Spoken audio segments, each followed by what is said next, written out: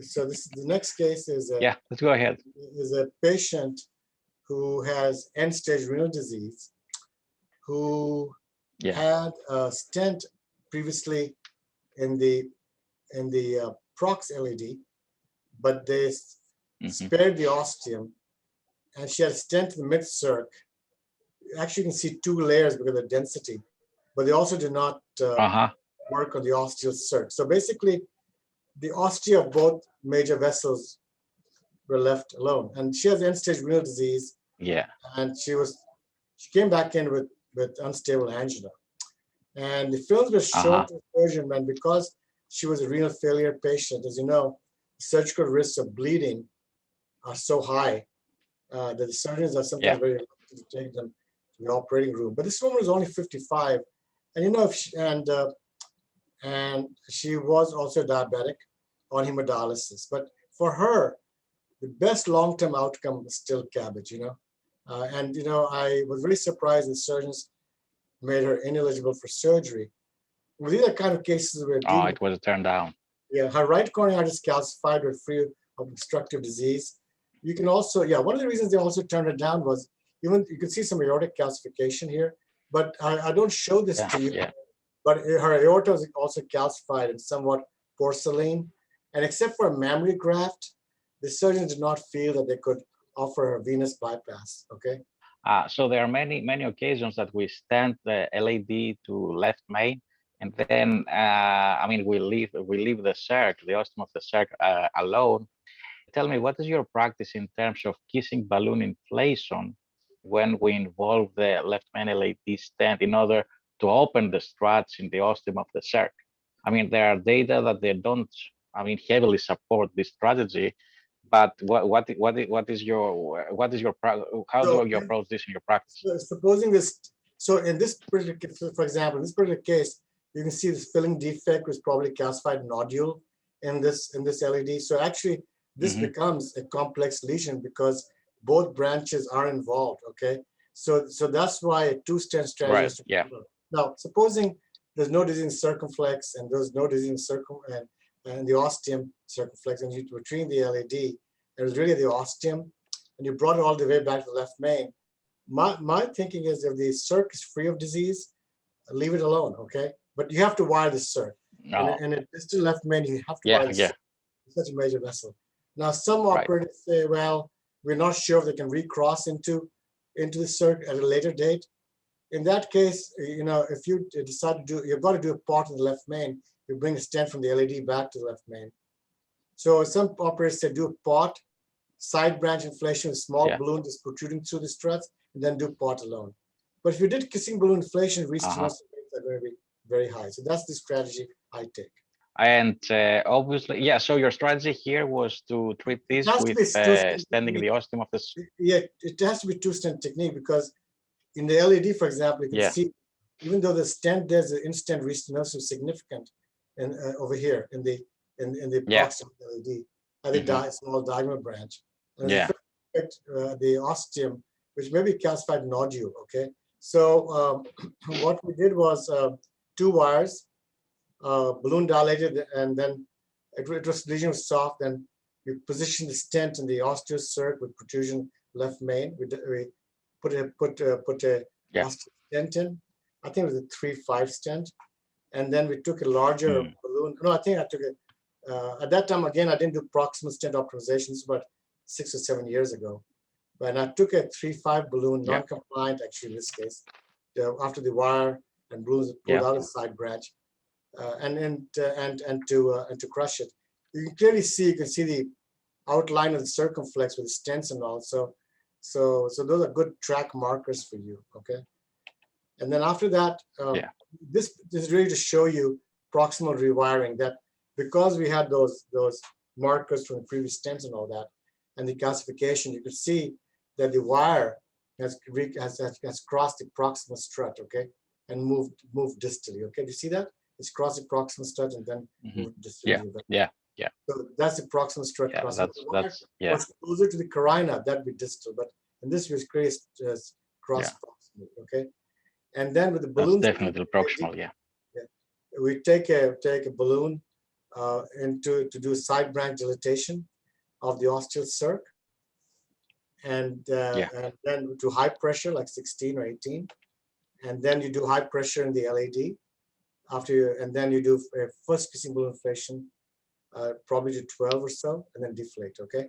So this looks like a zero contrast PCI, by the way. Yeah, yeah. So I did that because zero contrast PCI. Because you had the visuals from those stents there, right? So yeah. the patient was already in hemodialysis, so that's not such an issue. So you've got to remove your gear. Don't forget to remove your gear, the balloon, the wire from the side branch. And then I put a long stent to cover the stenosis in the LAD back to the, even though the vessel was calcified, I didn't need an atherectomy or debulking strategy. The lesion was soft with pre-dilatation, but put this long stent in, size to the LAD back to the left main, okay? And that's what you do. You've got a size to the LAD, not size to the left main. And then we did a pot. I believe this was a 4-0 pot. And then again, we were able to successfully recross the proximal strut. Again, side branch, high pressure dilatation, deflation, high pressure dilatation, LAD, then deflation, and simultaneously to 12 and simultaneous deflation. And then you can remove the wire from the side branch. You do the pot with a 4-0. Now I've learned recently, if I did imaging, the final pot balloon left main by visual is probably undersized. So in this particular case, since I already had metal there, I might have sized it up finally to a 4-5 non-compliant balloon to optimize the result. Again, this was done without imaging. Yeah. And this is the final result, okay? Obviously, drug-coated balloons are not approved in the US. Did those cross your mind? Because I know that you're practicing also doing live cases in different continents. I mean, in another country, would you select a drug-coated balloon for the ostium of the circ? No, this is de novo fresh lesion, you know, and it's a large vessel. I mean, and it was, and it's not a instant restenosis for this particular case. Now, if the stent had gone back towards the ostium of the circ from the first procedure, then I think there'd be some merit in not adding any more stents and just putting drug-coated balloon there. But I think for the first time around, I'd probably do a double kiss.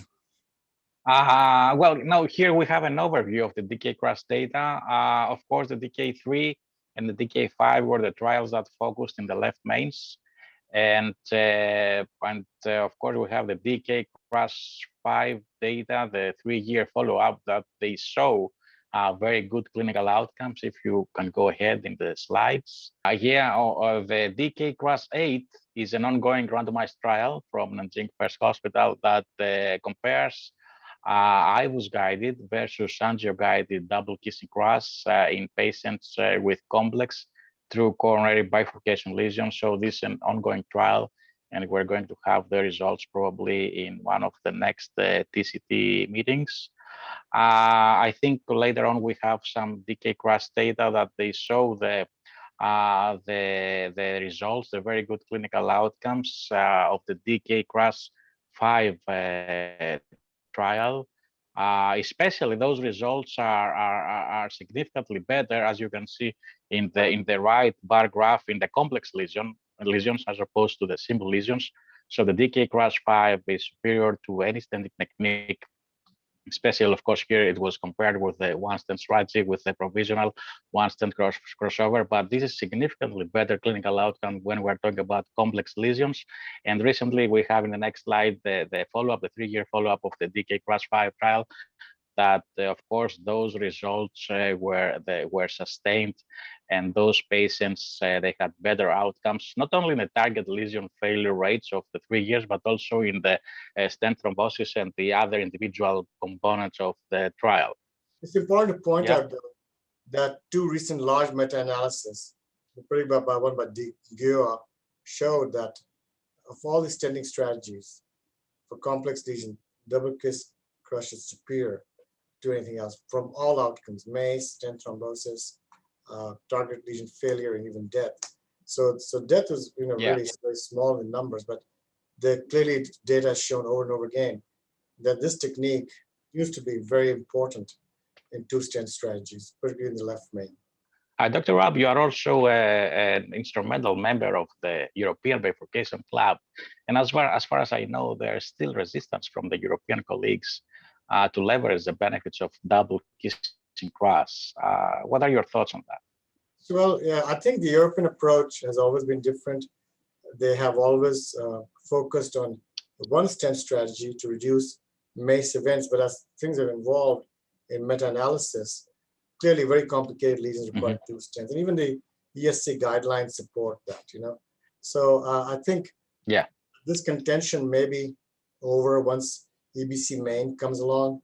And as you know, in the last two EBC meetings, the double kiss culotte being the favorite of the European operators, has now come into being, taking these strategies that Dr. Chen did for DK crush, taking that same approach to do DK culotte. But again, you really need to have a side-by-side comparison of apples and oranges to see which is better, right? So we don't have that data yet. Yeah.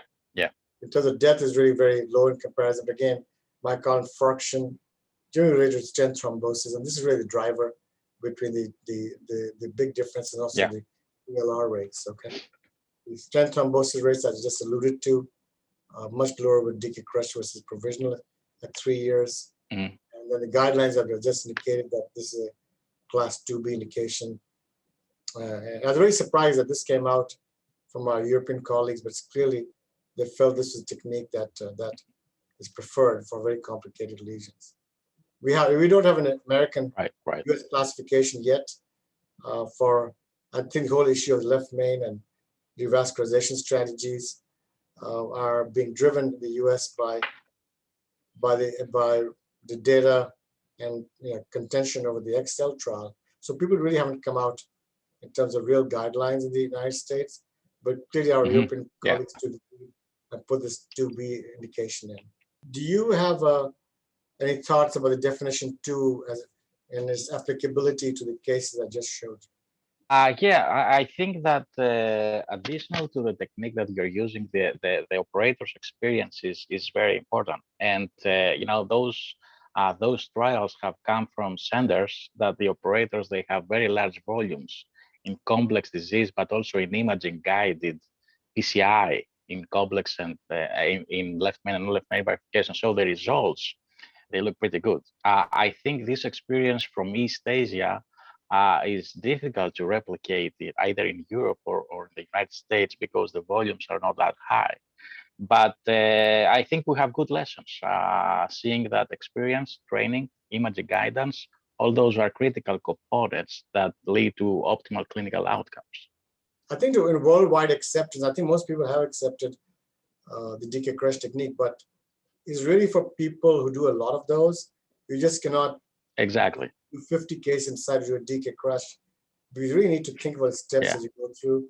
And obviously this didn't happen overnight. It took years and years of exposure, and certainly visiting Nanjing over these years and doing lots of cases with them made me somewhat proficient in this technique. But to do a real head-to-head trial, I think in the United States it would be real difficult to do a left main DK crush trial. Okay, but I think we need multinational trials to include the United States and really compare techniques to techniques. Like DK crush provisional, DK crush with DK culotte. Okay, DK crush with even hybrid coronary revascularization. So, but I think we'll see what the EBC main shows before we go on further. So, where are you with the enrollment of the EBC main in Europe now, Bill? What is the news from that end? Well, I don't have a very recent update, but I believe Dr. Stankovic will have some news very soon. I want to thank you so much for your expertise and your great contribution to interventional cardiology. We're all very thankful because most of us, the mid-career interventional cardiologists, you've been a great mentor to all of us. And I appreciate your presence in our episode. Thank you so much, Professor Rab. Thank you so much, Bill, once again. And to the crew at Radcliffe, thank you for inviting me. And have a great day. Bye now.